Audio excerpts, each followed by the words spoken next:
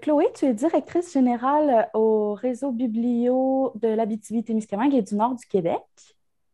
Exactement, oui. Oui. Et aujourd'hui, on se parlait parce que j'avais vu passer que vous vendiez vos kamishibai, mais pour commencer, pourrais-tu nous expliquer c'est quoi un kamishibai? Oui, en fait, un kamishibai, ça signifie théâtre de papier. C'est en fait une technique d'inspiration japonaise. Puis, je peux vous montrer un petit exemple ici. C'est un ensemble de planches cartonnées qu'on insère dans un butail, qui est un théâtre de papier. En fait, un théâtre de bois que vous voyez à l'arrière de moi. Puis, ça permet de mettre en scène l'histoire. Les spectateurs voient l'illustration alors que le narrateur a accès au titre, au texte en arrière avec l'image en référence. Et pourquoi vous vendez vos kamishibai? Je sais que vous faisiez de la vente de kamishibai auparavant, mais là, vous vous débarrassez de pas mal tout votre stock, c'est ça? Oui, en fait, c'est ça. On fait une vente finale avec 50 de rabais de l'ensemble de nos histoires Kamishibai en inventaire pour se concentrer sur l'offre disponible pour nos bibliothèques affiliées et le catalogue d'outils d'animation, mais on ne se chargera plus de la vente à l'externe. Ça va être disponible directement via les maisons d'édition qui produisent des histoires Kamishibai. Donc, les bibliothèques, est-ce qu'elles vont continuer à avoir des nouvelles histoires Kamishibai ou ça va juste être ce que vous avez en ce moment? Non, c'est prévu oui, on a notre catalogue actuel qui est disponible en dépôt pour les bibliothèques affiliées et aussi sur demande, sur réservation, mais on va aussi continuer d'avoir un éventail de nouveautés chaque année qui va agrémenter notre catalogue, mais on fait juste délaisser la partie vente au grand public. Et c'est quoi l'intérêt d'un kamishibai pour une bibliothèque? Qu'est-ce qu'il y a de différent par rapport à une histoire traditionnelle? Ben, c'est un outil qui permet une animation un peu plus intégrée, si on veut, là, parce que c'est fait expressément pour ça, pour être en mode présentation. Le matériel est très adapté.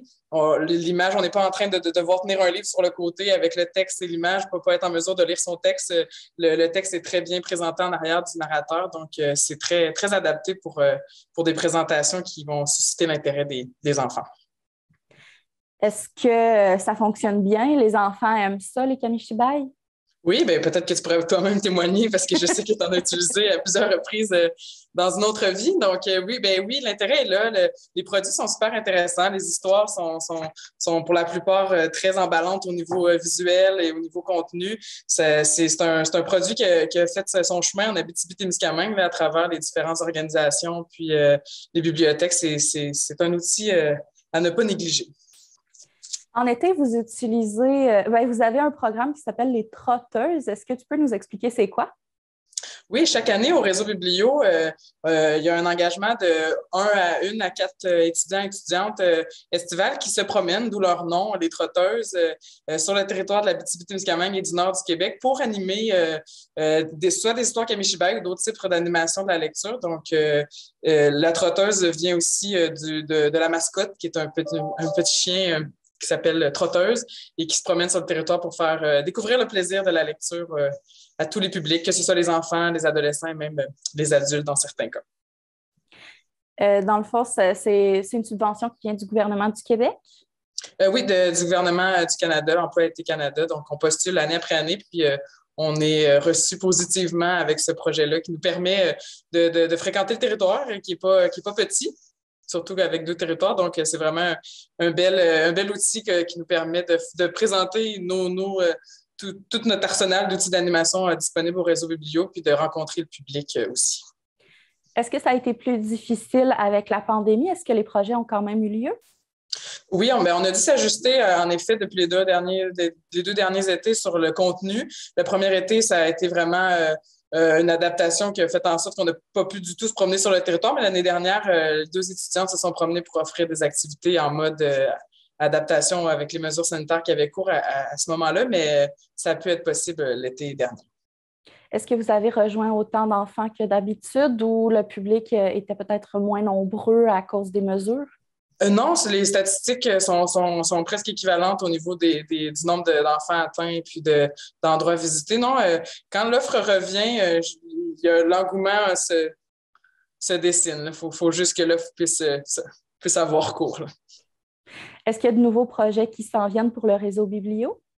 Ben oui, en parlant des outils d'animation, je peux peut-être glisser que le site web du Réseau Biblio est en grande refonte pour permettre de s'actualiser au niveau de notre image de marque, mais aussi pour permettre l'intégration de plusieurs nouvelles fonctionnalités qui vont être super pertinentes pour les usagers, dont un véritable catalogue de nos outils d'animation avec des réservations dynamiques directement sur le site web pour obtenir une histoire Kamishibai, un tapis Imagine, un casque Oculus, l'ensemble de nos outils.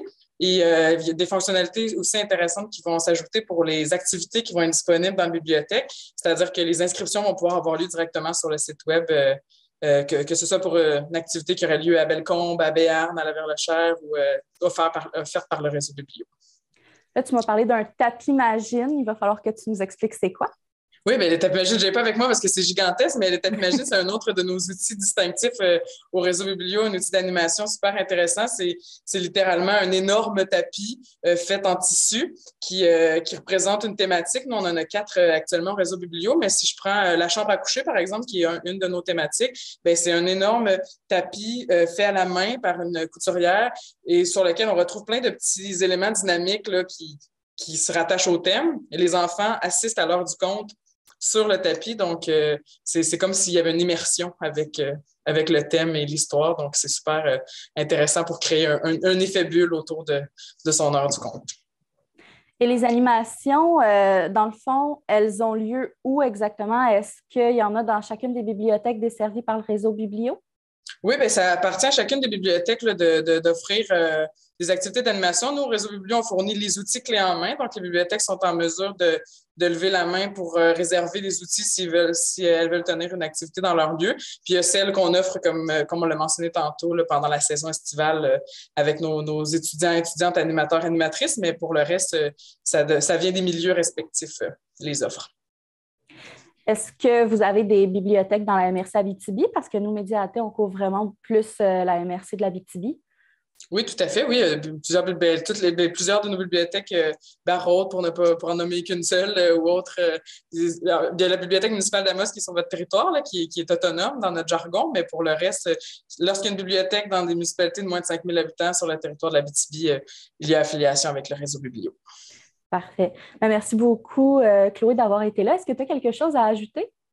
Non, mais je te remercie beaucoup pour cette occasion-là. Puis j'invite les gens, en fait, à nous contacter pour recevoir le bon de commande puis voir le catalogue des histoires Kamishibai parce que 30 $ pour cet outil d'animation à moitié prix, ça vaut le détour vers le bon de commande pour se griller en bon français d'outils d'animation. Merci beaucoup. Passe une belle journée. Merci à toi. Bye bye.